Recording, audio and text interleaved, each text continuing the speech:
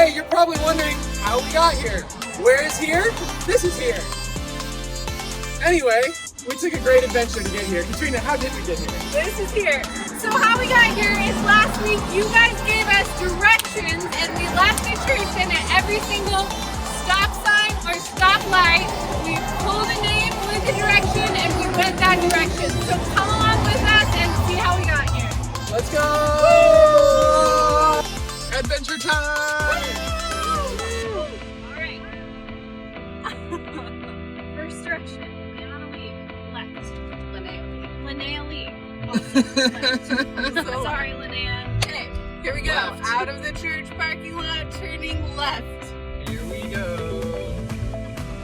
We need like music or something. There'll be music. Alright, so here's how this is working. We're going from stop to stop and choosing a direction every time. So we're not just gonna like take any available turn with whatever our next direction is. We're gonna turn when the car has to come to a stop. What's the rule on yields? What's the rule on yields? Ooh, good question. I think. Okay, Yeah, where are we going? Where are we going? Stop sign. Keith Ham, left. Keith Ham said left. Okay, this is like we're going to my house. Here we go. In my house.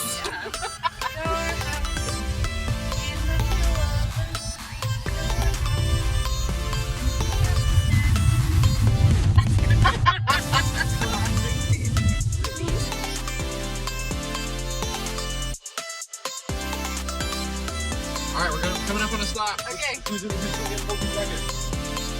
Ready, set, go. Left. Lots of Lots left. So We're gonna end up far. back in church.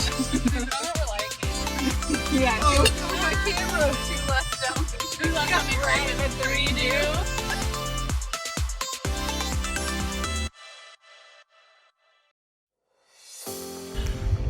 Okay, where are we going? Quinn Clark, left. Oh no! It's okay. It's okay. It's okay, it's okay. Okay, here's a But wait, what question. happens if If that's End up like back in the parking oh, we just keep well, but we can't back up in the parking lot because it's not at Not a a stop. stop sign, but we can drive past the church We again. can. At a stoplight that's not red, do we still turn? I think we should still. I think yes, we should pull that Okay. now. Yes. Okay, so at the light, we are going straight. Okay. Nice! Woo! Okay, I like Turner it. we go. Yay! We're gonna go higher. Oh yeah, there's not a lot Now of we're stops ready. from here to Turner. There On are this road. there are no stops. There are no stops. Well, I guess we're going to Turner. Oh The man. next stop is Battle Creek and Delaney. Yeah. We Yeah. were worried about the highway. We were worried about You can fast forward very fast. Yep. Here you go.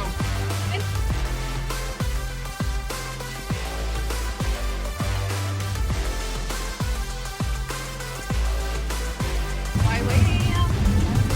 Where do I live?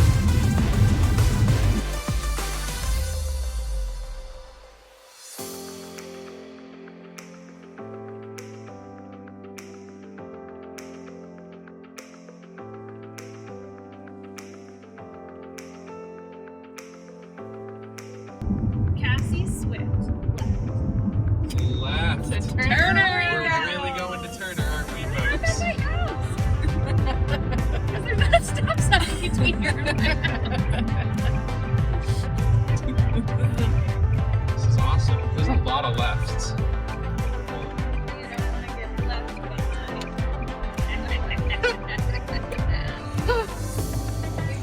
We could have used some duct tape on that.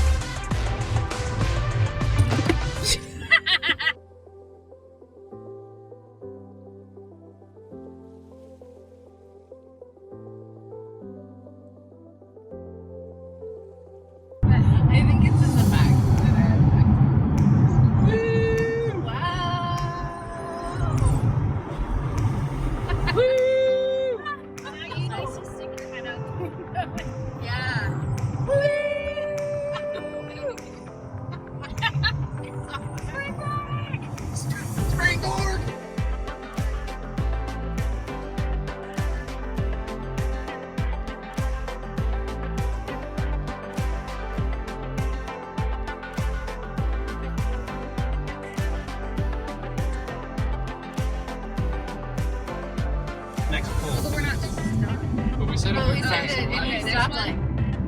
Wait, right. All right, we're hitting it. I don't think it goes anywhere. That's fine. We'll just turn around. We gotta do the rules. Yep. I've never been on this road, you guys. This road didn't exist when I was at Corbin. Barely exists now. She doesn't go anywhere. Looks like that. What are they building over there? Big field over there. Oh, well, we're gonna hit the road closed sign. Straight. So is this a turn around or do we turn left? Ooh, I think we turn around. Turn around. Because Do that donuts in the near. Oh, do donuts in the near. Donuts! Woo! Donuts! Oh. Ah! Donuts! Woo!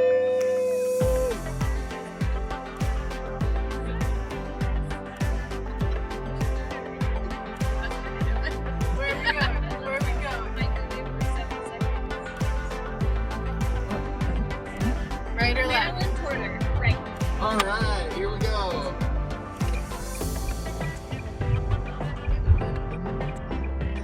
But we do get off lane. That would be great. We're going by your old house, Robert. Through good old J Street.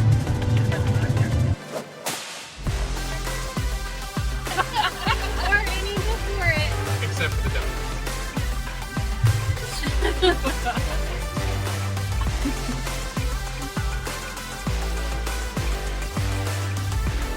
Okay, stick it out the window.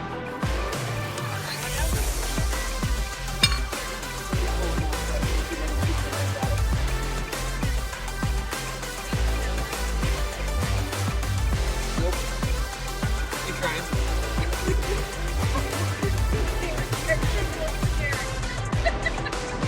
Ain't that the truth? Or Oh boy. please Alright, we're still going. Can you please Now we're not. just clip together every single time it falls at the very end? camera.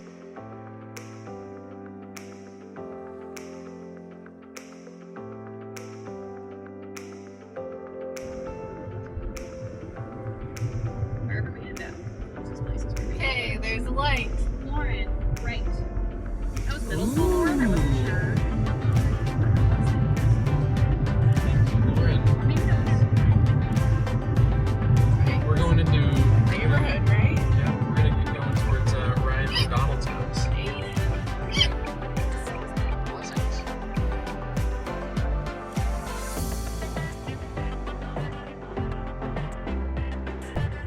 Okay. Dragon Tyson, right.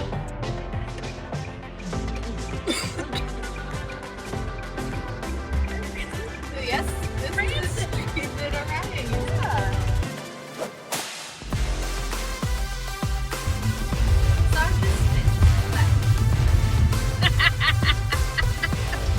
Wind it back, folks. Here we go. Not this time. Good this way. Still good this way.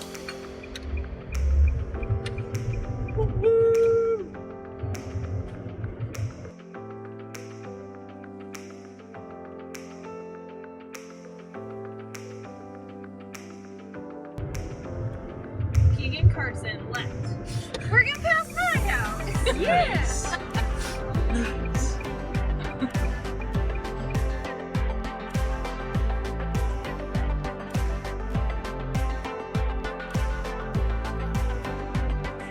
What percentage are these at? Like 40 something. Clayton Lance, left. Lance. Okay, Back to Lance. into Hawks Ridge.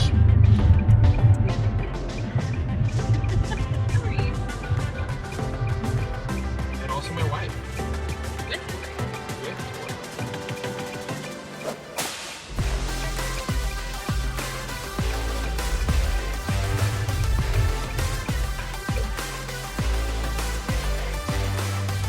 Alright, okay, next. Ian Gallagher. Ooh.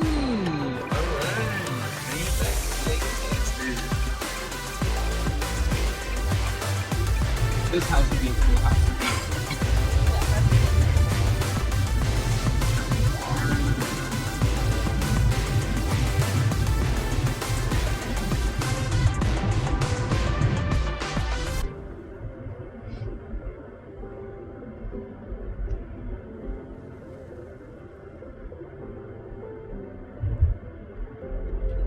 Hey, look, there's J Street. Hey, look at it. There it is. Bye, J Street. Hey. Yeah. I used to live down there.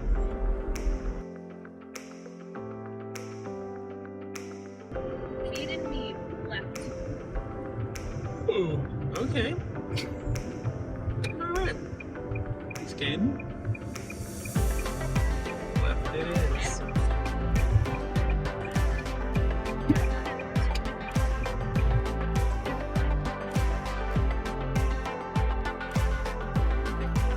Okay, where are we going? Right. Deeper into the neighborhood. Here we go. Howdy, neighbor. What's up? Hey, a free box. Free. Wow. Gas can. Okay, cool.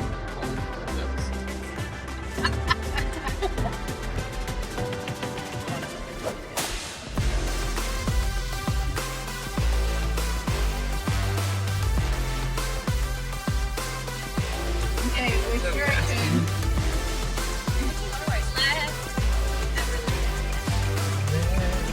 Back to my house. Everly, thanks for getting us out of this neighborhood. Direction? Carson Tompkins left. All right. Good job, This Carson. is great. The nice thing is, Lunch.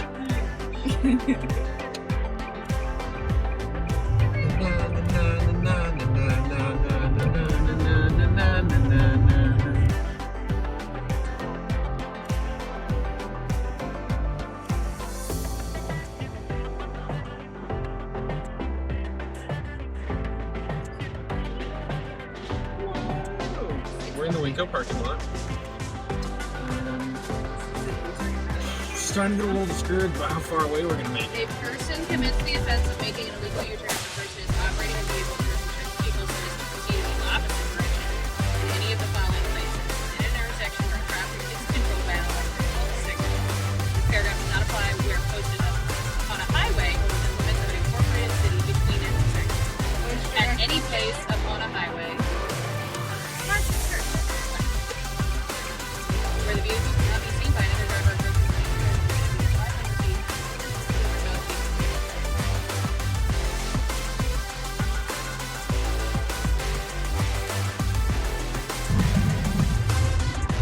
Sean Tyson, right.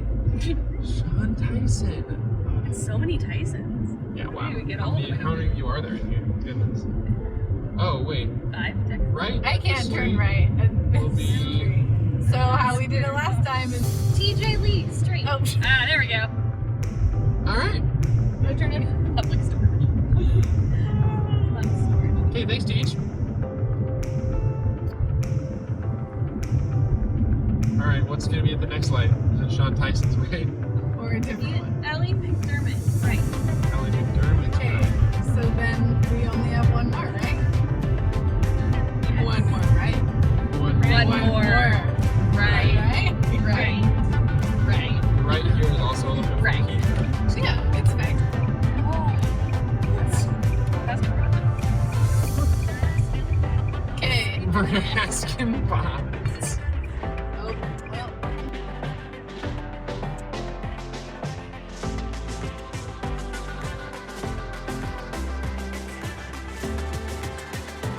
There's a stop sign at Gordon Road. Okay, taking our We're taking our final taking our right. final right. This is it, guys.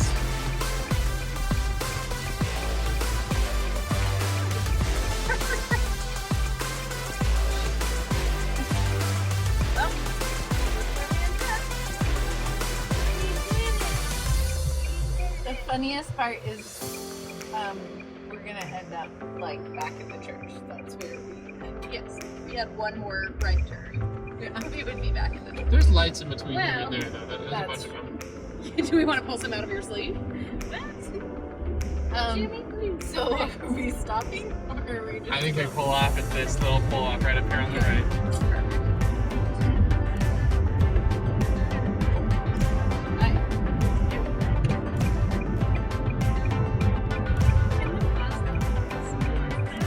Might say no trespassing. Get no trespassing sign would be. Okay, here we are. Okay. We made it! Okay. How many cameras are we taking? Two. Oh, incredible. We made it.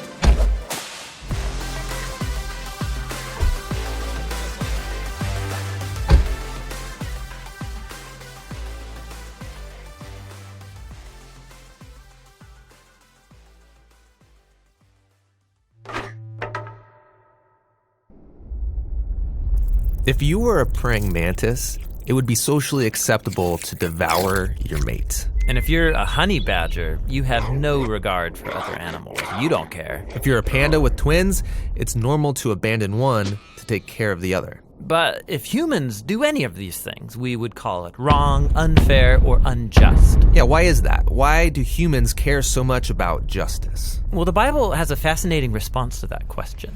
On page 1, humans are set apart from all other creatures as the image of God. Yeah, God's representatives who rule the world by his definition of good and evil. And this identity, it's the bedrock of the Bible's view of justice. All humans are equal before God and have the right to be treated with dignity and fairness no matter who you are. And that would be nice if we all did that. But we know how the world really works.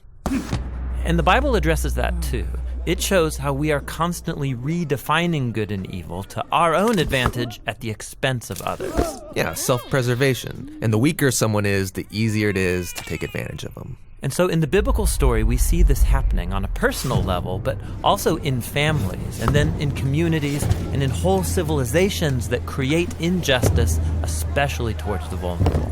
But the story doesn't end there. Out of this whole mess, God chose a man named Abraham to start a new kind of family. Specifically, Abraham was to teach his family to keep the way of the Lord by doing righteousness and justice. Yeah, doing righteousness, that's a Bible word I don't really use, but what comes to mind is being a good person. But what does that even mean, being good? The biblical Hebrew word for righteousness is tzedakah, and it's more specific. It's an ethical standard that refers to right relationships between people. It's about treating others as the image of God, With the God-given dignity they deserve. And this word justice, it's the Hebrew word mishpat. It can refer to retributive justice. Like if I steal something, I pay the consequences. Exactly. Yet most often in the Bible, mishpat refers to restorative justice. It means going a step further, actually seeking out vulnerable people who are being taken advantage of and helping them. Yeah, some people call this charity. But mishpat involves way more. It means taking steps to advocate for the vulnerable and changing social structures to prevent injustice. So justice and righteousness are about a radical, selfless way of life. Yeah, and you find this idea all over the Bible. Like here, in the book of Proverbs, what does it mean to bring about just righteousness? Open your mouth for those who can't speak for themselves. And what do these words mean for the prophets, like Jeremiah? Rescue the disadvantaged, and don't tolerate oppression or violence against the immigrant, the orphan, and the widow. And like here, look in the book of Psalms. The Lord God upholds justice for the oppressed, gives food to the hungry, and sets the prisoner free. But he thwarts the way of the wicked. Whoa, he thwarts the wicked? Yeah, in Hebrew, the word wicked is rasha. It means guilty or in the wrong. It refers to someone who mistreats another human, ignoring their dignity as an image of God. So justice and righteousness is a big deal to God. Yes, it's what Abraham's family, the Israelites, were to be all about. They ended up as immigrant slaves being oppressed unjustly in Egypt. And so God confronted Egypt's evil, declaring them to be Rasha, guilty of injustice. And so he rescued Israel. But the tragic irony of the Old Testament story is that these redeemed people went on to commit the same acts of injustice against the vulnerable. And so God sent prophets who declared Israel guilty. But they weren't the only ones. There's injustice everywhere. Yeah, some people actively perpetrate injustice. Others receive benefits or privileges from unjust social structures they take for granted. And sadly, history has shown that when the oppressed gain power, they often become oppressors themselves. So we all participate in injustice, actively or passively, even unintentionally. We're all the guilty ones. And so this is the surprising message of the biblical story. God's response to humanity's legacy of injustice is to give us a gift, the life of Jesus. He did righteousness and justice, and yet he died on behalf of the guilty. But then God declared Jesus to be the righteous one when he rose from the dead. And so now Jesus offers his life to the guilty so that they too can be declared righteous before God, not because of anything they've done, but because of what Jesus did for them. The earliest followers of Jesus experienced this righteousness from God, not just as a new status, but as a power that changed their lives and compelled them to act in surprising new ways. Yeah, if God declared someone righteous when they didn't deserve it, the only reasonable response is to go and seek righteousness and justice for others. This is a radical way of life, and it's not always convenient or easy. It's courageously making other people's problems my problems. This is what Jesus meant by loving your neighbor as yourself. It's about a lifetime commitment fueled by the words of the ancient prophet Micah. God has told you, humans, what is good, and what the Lord requires of you is to do justice, to love mercy, and to walk humbly with your God.